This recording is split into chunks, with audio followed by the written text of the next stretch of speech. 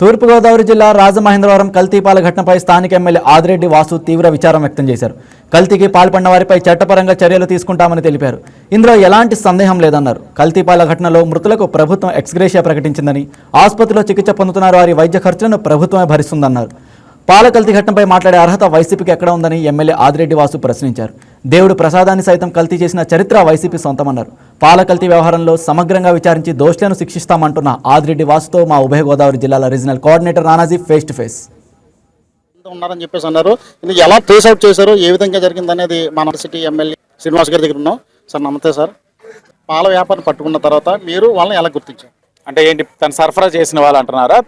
తనతోటే చూపించమన్నాం. తను రోజు ఎంతమందికి సరఫరా చేస్తాడో పాలు అడిగాం. 106, 110 కుటుంబాలు అన్నారు. అతనితో ఎవరెవరు సరఫరా చేశారో కుటుంబాలు అన్నీ కూడా ఐడెంటిఫై చేయడం జరిగింది. ఆ ఇళ్లలో ఉన్న వాళ్ళే ఈ ఆరోగ్యపరమైన సమస్య వచ్చింది. ఆయన పాలు సరఫరా చేసిన వాళ్ళే ఇబ్బంది కలిగి ఉన్నారు. వాళ్ళందరినీ కూడా గుర్తించాం, ట్రీట్మెంట్ ఇప్పిస్తా ఉన్నాం. దురదృష్టవశాత్తు కొంతమంది చనిపోయారు, 4. ఆ 4కి కూడా ప్రభుత్వం అన్ని విధాలుగా కూడా ఎక్స్గ్రేషియా 10 లక్షలు ఇవ్వడం జరిగింది.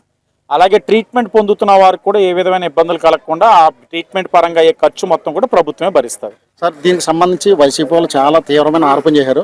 ఎందుకంటే ఏదైతే వైసీపీ వారి గురించి మాట్లాడడం అనవసరం.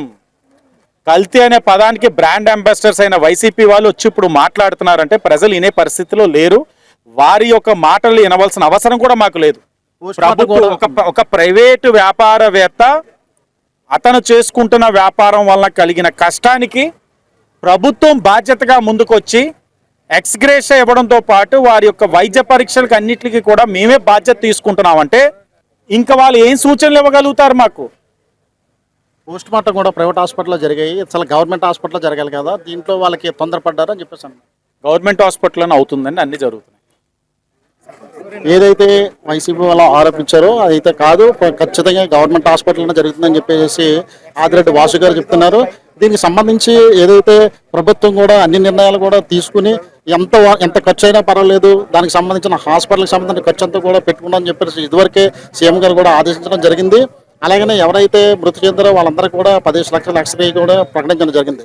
ఇక్కడ మనం చూసుకుంటే కనుక ఇక్కడ చాలా వరకు కూడా మెడికల్ క్యాంపు అంతా కూడా పెట్టి ఈ ఏరియాలోనే మొత్తం అందరూ కూడా పాలు విక్రయం చేసేవారు కాబట్టి అంతా కూడా ఒక క్యాంపు పెట్టి వాళ్ళందరూ కూడా అంటే ఒక యుద్ధ ప్రాతిపదికన మొత్తం అంతా కూడా చర్యలు తీసుకుని అదే రకంగా ఎవరైతే ఈ పాలకి సంబంధించిన గణేష్ ఉన్నాడో గణేష్ని తీసుకుని రాత్రి 2 గంటల వరకు కూడా ఆయన ఎవరెవరి ఇంటికాడ పాలు వేస్తారో అదే రకంగా వాళ్ళని గుర్తించి వాళ్ళ బ్లడ్ శాంపిల్స్ కూడా తీసుకుని ఇంకా చాలా వరకు అంటే ఎవరైతే ఈ పాలు వేసిన వ్యక్తులు ఉంటారో వాళ్ళ ఇంటికి ఎవరైనా వచ్చారా లేదంటే వాళ్ళ ఇంట్లో పని చేస్తారు కదా ఇవన్నీ కూడా తీసుకుని అంటే ఒకవేళ ఇంకా పెరిగినా సరే కానీ ఎంతమంది అయినా సరే కానీ ఒకవేళ కానీ ఒకవేళ అనారోగ్యం సమస్య కూడా ఇప్పటికీ కూడా ఉన్నా సరే ఒకవేళ మెడికల్ క్యాంప్ దగ్గర కూడా వస్తే కనుక వాళ్ళ శాంపిల్స్ కూడా తీసుకుని మేము పంపిస్తాం.